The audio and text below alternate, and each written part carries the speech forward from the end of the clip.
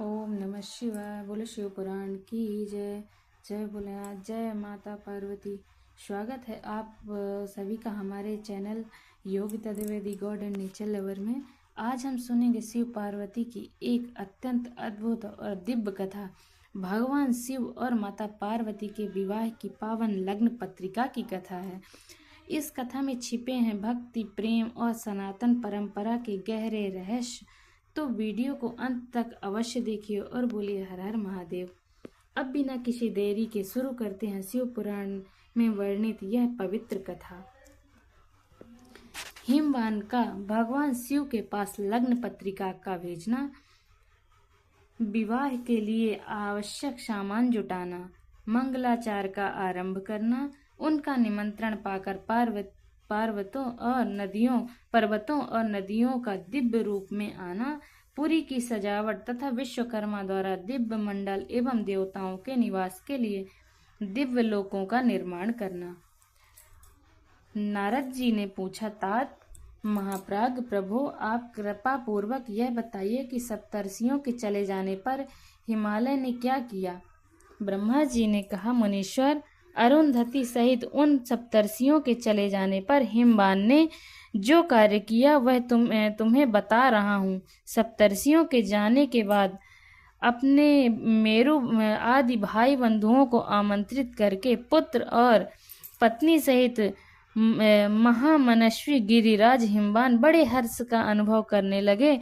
तदंतर ऋषियों की आज्ञा के अनुसार हिमवान ने अपने पुरोहित गर्ग जी से बड़ी प्रसन्नता के साथ लग्न पत्रिका लिखवाई। उस पत्रिका को उन्होंने भगवान शिव के पास भेजा। पर्वतराज के बहुत से आत्मीय जन प्रसन्न मन से नाना प्रकार की सामग्रियां लेकर वहां गए। कैलाश पर भगवान शिव के समीप पहुंचकर उन लोगों ने शिव को तिलक लगाया और वह लग्न पत्र उनके हाथ में दिया। वह भगवान शिव ने उन सब का यथा योग्य विशेष सत्कार किया। फिर वे सब लोग प्रसन्न चित्त हो शैलराज के पास लौट आए। महेश्वर के द्वारा विशेष सम्मानित होकर बड़े हर्ष के साथ लौटे हुए उन लोगों को देखकर हिमवान के हृदय में अत्यंत हर्ष हुआ। तत्पश्चात आनंदित हो शैलराज ने नाना देशों में रहने वाले अपने बंधुओं को लिखित निमंत्रण भेजा, जो उन सब को सुख देने वाला था। इसके बाद वे बड़े आदर और उत्साह के साथ उत्तम अन्न एवं नाना प्रकार की विवाहोचित सामग्रियों का संग्रह करने लगे। उन्होंने चावल, गुड़, शक्कर, आटा, दूध, दही, घी, मिठाई, नमकीन पदार्थ, मक्खन, पकवान, महान स्वादिष्ट रस और नाना प्रकार के व्यंजन इतने अधिक एकत्र किए कि सूखे पदार्थों के पहाड़ खड़े हो गए और द्रव्य पदार्थों की बावड़ियां बन गईं। शिव के पार्षदों और देवताओं के लिए हितकर नाना प्रकार की वस्तुएं, भली भांति के बहुमूल्य वस्त्र, आग में तपाकर शुद्ध किए हुए सुवर्ण, रजत और विभिन्न प्रकार के मणि रत्न, इनका तथा अन्य उपयोगी द्रव्यों का विधि पूर्वक संग्रह करके गिरिराज ने मंगलकारी दिन में मांगलिक कृत करना आरंभ किया। पर्वतराज ने घर की स्त्रियों ने पार्वती का संस्कार करवाया। भली भांति के आभूषणों से विभूषित हुई राजभवन की उन सुंदरी स्त्रियों ने सानंद मंगल कार्य का संपादन किया। नगर के ब्राह्मणों की स्त्रियों ने स्वयं बड़े हर्ष के साथ लोकाचार का अनुष्ठान किया। उसमें मंगल पूर्वक भली भांति के उत्सव मनाए गए। हर्ष भरे हृदय से उत्तम मंगलाचार का संपादन करके हिमालय भी सर्वतोभावेन बड़े प्रसन्न हुए और अपने निमंत्रित बंधुजनों के आगमन की उत्सुकता पूर्वक प्रतीक्षा करने लगे। इसी बीच में उनके निमंत्रित बंधु बांधव आने लगे।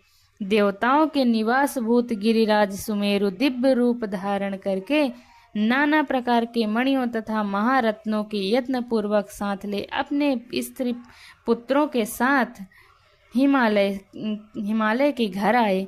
मंदराचल, अस्ताचल, उदयाचल, मलय, दरदुर, निषद, गंधमादन, करवीर, महेंद्र, पारियात्र, क्रौच, पुरुषोत्तम शैल, नील, त्रिकुट, चित्रकूट, वेंकट, श्रीशैल, गोकामुख, नारद, विंध्य, कालंजर, कैलाश तथा अन्य पर्वत दिव्य रूप धारण करके अपने स्त्री पुरुषों के साथ बहुत सी भेंट सामग्री ले वहां उपस्थित हुए। दूसरे द्वीपों से तथा यहाँ भी जो जो पर्वत हैं वे सब हिमालय के घर पधारे। शिव का विवाह है, यह जानकर सबने बड़ी प्रसन्नता के साथ वहां पदार्पण किया। सोनभद्र यदि नद और संपूर्ण नदियां दिव्य नर नारियों के रूप धारण कर नाना प्रकार के अलंकारों से अलंकृत हो शिव पार्वती का विवाह देखने के लिए आए। गोदावरी, यमुना, सरस्वती, वेणी, गंगा, नर्मदा तथा अन्य श्रेष्ठ सरिताएं भी बड़ी प्रसन्नता के साथ हिमवान के यहाँ आईं। उन सबके आने से हिमालय की दिव्य पुरी सब ओर से भर गई। वह सब प्रकार की शोभाओं से संपन्न थी। वहां बड़े बड़े उत्सव हो रहे थे, ध्वजा पताकाएं फहरा रही थी। बंधनवारों से उनकी अधिक शोभा होती थी। चारों ओर चंदों वे तने होने से वहां सूर्य का दर्शन नहीं होता था। भली भांति की नीली पीली आदि प्रभाव उस पुरी की शोभा बढ़ाती थी। हिमालय ने भी बड़ी प्रसन्नता के साथ अपने यहाँ पधारे हुए सभी स्त्री पुरुषों का यथा योग्य आदर सत्कार किया और सबको अलग अलग सुंदर स्थानों में ठहराया। अनेकानेक उपयुक्त सामग्री देकर सबको पूर्ण संतुष्ट किया। मुनि श्रेष्ठ तदंतर शैलराज हिमवान ने प्रसन्न हो महान उत्सव से परिपूर्ण अपने नगर को विचित्र रीति से सजाना आरंभ किया। सड़कों को झाड़ बुहार कर उन पर छिड़काव कराया। उन्हें बहुमूल्य साधनों से सुसज्जित एवं शोभित किया। प्रत्येक घर के दरवाजे पर केले आदि मांगलिक वृक्ष लगवाए और उन्हें मांगलिक द्रव्यों से संयुक्त किया। आंगन के केले के खंभे से सजाया। रेशम की डोरों से आम के पल्लव बांधकर बंधनवारें बनवाई और उन्हें उन खंभों के चारों ओर लगवा दिए। मालती के फूलों की मालाएं उस आंगन के सब ओर लटका दी गईं। सुंदर तोरणों से वह आंगन का भाग अत्यंत प्रकाशमान जान पड़ता था। चारों दिशाओं में मंगल सूचक शुभ द्रव्य रखे गए थे, जो उन प्रांगण की शोभा बढ़ा रहे थे। इस प्रकार अत्यंत प्रसन्नता से भरे हुए गिरिराज हिमवान ने महान प्रभावशाली गर्ग मुनि को आगे करके अपनी पुत्री के लिए प्रस्तुत करने योग्य सारा उत्तम मंगल कार्य संपन्न किया। उन्होंने विश्वकर्मा को बुलाकर आदर पूर्वक एक मंडप बनवाया, जिसका विस्तार बहुत अधिक था। वेदी आदि के कारण वह मंडप बहुत मनोहर जान पड़ता था। देवर से यह मंडप कई योजन विस्तृत था। अनेक शुभ लक्षणों से युक्त तथा नाना प्रकार के आश्चर्यों से परिपूर्ण था। वह यथावर और जंगम सभी वस्तुएं कृत्रिम बनी थीं, परंतु असली वस्तुएं तो समान प्रतीत होती थीं। उसमें उस मंडप की मनोहरता बढ़ गई थी। वहाँ सब और बड़ी अद्भुत वस्तुएं थीं जो उस मंडप का सर्वस्व जान पड़ती थीं। नाना प्रकार की निराली वस्तुओं का चमत्कार वहाँ छा रहा था। वहाँ की यथावर वस्तुओं से जंगम वस्तुओं से स्थावर पराजित हो गए थे, अर्थात वे एक दूसरे से बढ़कर शोभाशाली और चमत्कारपूर्ण दिखाई देते थे। उस मंडप की स्थल भूमि जल से पराजित हो रही थी, अर्थात चतुर से चतुर मनुष्य भी यह जान नहीं पाते थे कि उसमें कहाँ जल है और कहाँ स्थल। कहीं कृत्रिम सिंह बने हैं, कहीं सारसों की पंक्तियां, कहीं बनावटी मोर थे जो अपनी सुंदरता से मन को मोहे लेते थे, कहीं कृत्रिम स्त्रियां थीं जो पुरुषों के साथ नृत्य करती हुई देखी जाती थीं। वे कृत्रिम होने पर भी सब लोगों की ओर देखती और उनके मन को मोह में डाल देती थीं। उसी विधि से मनोहर द्वारपाल बने थे, जो स्थावर होने पर भी जंगमों के समान जान पड़ते थे। वे अपने हाथों से धनुष उठाकर उन्हें खींचते देखे जाते थे। द्वापर पर कृत्रिम महालक्ष्मी खड़ी थी, जिनकी रचना अद्भुत थी। वह समस्त शुभ लक्षणों से संयुक्त दिखाई देती थी। उन्हें देखकर ऐसा जान पड़ता था मानो क्षीर सागर से सागर लक्ष्मी आ गई हो। उस मंडप में स्थान स्थान सजे सजाए कृत्रिम हाथी खड़े किए गए थे, जो असली हाथियों के समान भी प्रतीत होते थे। घुड़सवारों सहित घोड़े और हाथी सवारों सहित हाथी बनाए गए थे। जहां तहां रथियों सहित रथ बने थे, जो कृत्रिम अश्वों से ही खींचे जाते थे। उन्हें देखकर लोगों को बड़ा आश्चर्य होता था। उनके सिवा दूसरे कृत्रिम वाहन भी वहां खड़े थे। पैदल सिपाहियों की कृत्रिम सेना भी वहां मौजूद थी। उन्हें प्रसन्न चित्त वाले विश्वकर्मा ने देवताओं और मुनियों को भी मोह आश्चर्य में डालने के लिए वहां ऐसी अद्भुत रचनाएं की थी। मंडप के सबसे बड़े फाटक पर कृत्रिम नंदी खड़ा था, जो शुद्ध स्फटिक मणि के समान उज्ज्वल कांति से सुशोभित होता था। भगवान शिव के वाहन नंदी की जैसी आकृति है, ठीक वैसा ही वह भी था। उस कृत्रिम नंदी के ऊपर रत्न विभूषित महादिव्य पुष्पक शोभा पाता था, जो पल्लवों तथा श्वेत चामरों से सजाया गया था। उनके वाम पार्श्व में 2 कृत्रिम हाथी खड़े थे, जिनका रंग विशुद्ध केसर के समान था। वे 4 दांत वाले बनाए गए थे और 60 वर्ष के पाठों के समान दिखते थे। वे परस्पर स्नेह करने से प्रतीत होते थे। उनमें बड़ी चमक थी। इस प्रकार सूर्य के समान अत्यंत प्रकाशमान हो दिव्य अश्व भी विश्वकर्मा ने बनाए थे। वे चंवर से अलंकृत और दिव्य आभूषणों से विभूषित थे। श्रेष्ठ रत्नमय आभूषणों से संपन्न कवचधारी लोकपाल तथा संपूर्ण देवता भी वहां विश्वकर्मा द्वारा रचे गए थे, जो ठीक उसी लोकपालों और देवताओं से मिलते जुलते थे। इसी तरह भृगु आदि समस्त तपोधन ऋषि, अन्यान्य उपदेवता और सिद्धि भी उनके द्वारा वहां निर्मित हुए थे। गरुड़ आदि समस्त पार्षदों से युक्त भगवान शिव का कृत्रिम विग्रह भी विश्वकर्मा ने बनाया था, जिसका स्वरूप साक्षात श्री हरि के समान ही आश्चर्यजनक था।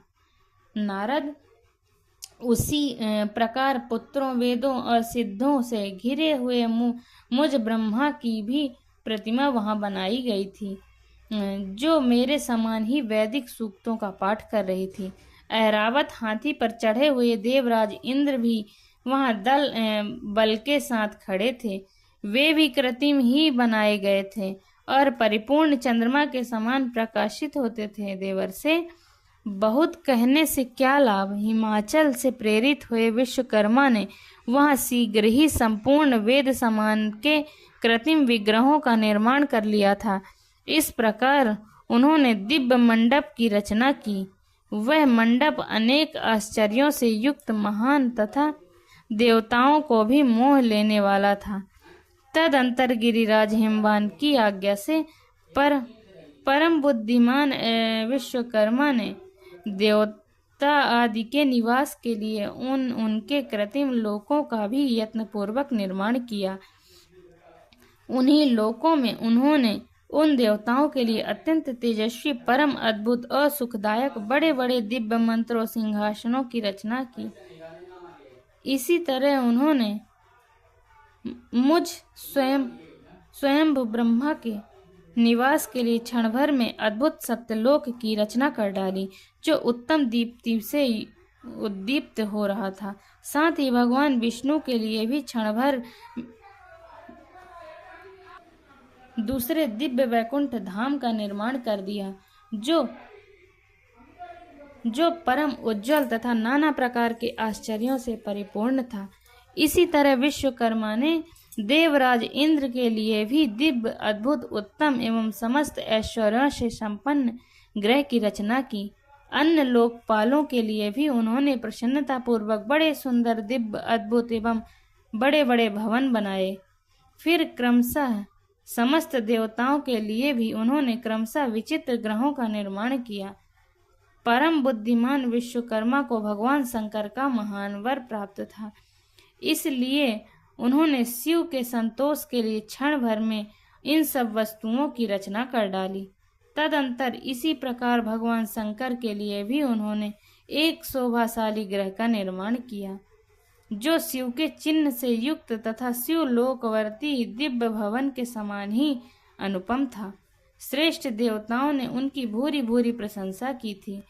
वह परम उज्ज्वल महान प्रभापुंज से उद्भासित उत्तम और अद्भुत था। विश्वकर्मा ने भगवान शिव की प्रसन्नता के लिए वहां ऐसी अद्भुत रचना की थी, जो परम उज्ज्वल होने के साथ ही साक्षात महादेव जी को भी आश्चर्य में डालने वाली थी। इस प्रकार यह सारा लौकिक व्यवहार उनके हिमाचल बड़ी प्रसन्नता के साथ भगवान शंभु के शुभागम की प्रतीक्षा करने लगे। देवर्षि, हिमालय का यह सारा आनंददायक वृत्तांत मैंने तुमसे कह सुनाया, अब और क्या सुनना चाहते हो? बोलो शिव पुराण की जय।